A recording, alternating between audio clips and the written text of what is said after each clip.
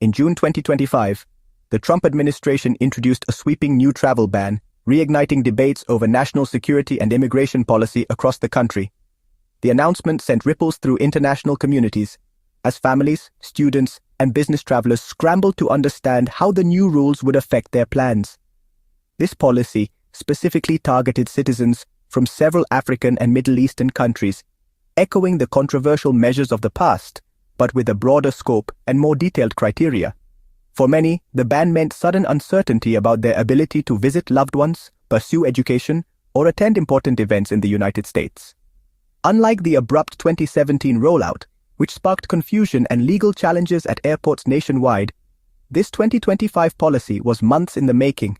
Behind closed doors, officials and legal experts worked meticulously to craft a ban designed to withstand judicial scrutiny and avoid the pitfalls that plagued earlier attempts.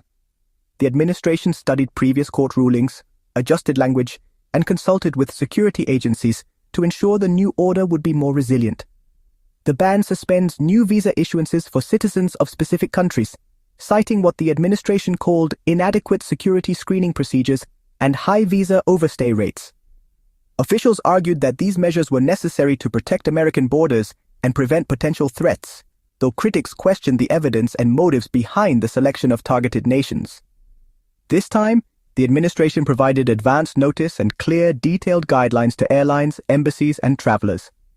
The goal was to ensure an orderly implementation, minimizing confusion and disruption at airports. Information hotlines and online resources were set up to help affected individuals navigate the new restrictions. The policy's deliberate, methodical rollout was a direct response to the chaos and protests that erupted in 2017. By learning from past mistakes, the administration signaled a shift in tactics, prioritizing legal durability and public messaging, while still maintaining its hardline stance on immigration and border control. The 2025 ban stands as a more refined, legally fortified version of Trump's original immigration agenda, reflecting both the lessons of the past and the ongoing tensions surrounding America's approach to national security and global mobility. The 2025 travel ban blocks new U.S. visas for citizens of 12 countries including Afghanistan, Myanmar, Chad, Haiti, Iran, Libya, Somalia, Sudan, Yemen, and several others. This sweeping policy impacts thousands of families, students, and professionals who had hoped to visit, study, or reunite with loved ones in the United States. For many, the ban means cancelled plans, missed opportunities, and prolonged separation from family members already living in the U.S. The effects ripple far beyond the individuals directly named in the policy, touching entire communities both at home and abroad. The administration claims these nations failed to meet U.S. standards for security cooperation and information sharing, making proper vetting impossible. Officials argue that without reliable data from these governments, it's difficult to confirm travelers' identities or backgrounds, raising concerns about national security and public safety. In addition to the 12 countries facing outright bans, 7 more nations are subject to heightened restrictions. These measures include longer visa processing times, additional documentation requirements, and more frequent denials. This tiered approach is designed to pressure foreign governments to improve their security and immigration practices, while still allowing some travel under stricter scrutiny. High visa overstay rates and refusal to accept deportees were key factors for inclusion. Countries that do not cooperate with U.S. efforts to return individuals who have violated immigration laws are now facing consequences that affect all their citizens, not just those directly involved.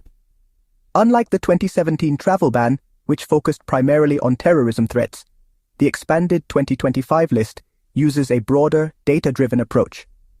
The administration now points to a range of justifications, from security lapses to immigration enforcement failures, to support the new restrictions. By detailing each country's specific deficiencies, such as lack of biometric data, poor passport security, or failure to share criminal records, the administration aims to present the ban as a targeted national security measure. Officials insist this is not a blanket prohibition, but a carefully calibrated response to real risks, designed to protect the U.S. while encouraging international cooperation and reform. The 2025 travel ban's rollout was a stark contrast to the chaos of 2017. In 2017, the sudden ban caused airport pandemonium, detentions, and mass protests. This time, months of preparation ensured agencies and airlines were ready, and clear directives prevented confusion. Legal groundwork from the 2018 Supreme Court decision made the new ban more resilient to lawsuits. Instead of airport turmoil, the impact shifted to U.S. embassies and consulates abroad, where visa processing quietly stopped for targeted countries. There were no mass protests or stranded travelers, just a silent bureaucratic enforcement. The administration's careful planning avoided the public relations disaster of 2017. The 2025 ban's quiet implementation marked a new, more calculated approach to controversial immigration policy. After the 2025 ban took effect, U.S. airports remained calm and routine. Gone were the protests and chaos of 2017. Instead, travelers moved through customs with little disruption. Some reported more thorough questioning, but valid visa holders were generally allowed entry. The real impact was felt abroad, as new visa applications were denied before travelers ever boarded a plane. Airlines and border officials had clear rules, preventing confusion and last-minute denials. The administration touted the lack of public outcry as a success, while critics argued the harm was simply less visible. The policy's effects unfolded quietly, away from the public eye, but were no less significant for those affected. The 2025 travel ban focused solely on new visa applicants from the targeted countries. U.S. embassies and consulates stopped processing most visa types, effectively halting future travel for tourism, business, and family reunification. Unlike 2017, the ban did not revoke existing visas, preventing airport detentions and legal chaos.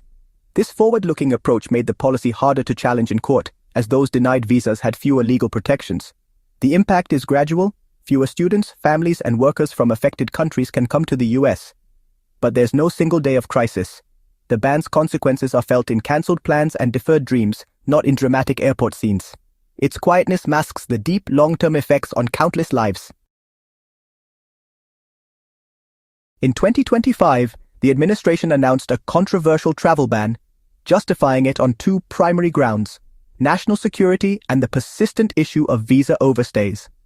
These concerns, officials claimed, were not just theoretical, but posed real and immediate risks to the country's safety and immigration system. According to government representatives, the countries targeted by the ban were failing to implement adequate security protocols. They did not share essential information about their citizens, such as criminal records or suspected terrorist ties, making it nearly impossible for U.S. authorities to properly vet incoming travelers. Another major justification was the high rate of visa overstays from these countries. Officials pointed out that many visitors failed to leave when their visas expired, and some governments refused to cooperate in accepting deported nationals, further complicating enforcement efforts and raising concerns about potential security loopholes. The administration presented the policy as a temporary but necessary measure, designed to pressure foreign governments into improving their cooperation with U.S. authorities. They argued that only by working together could both sides ensure safer borders and more reliable immigration controls.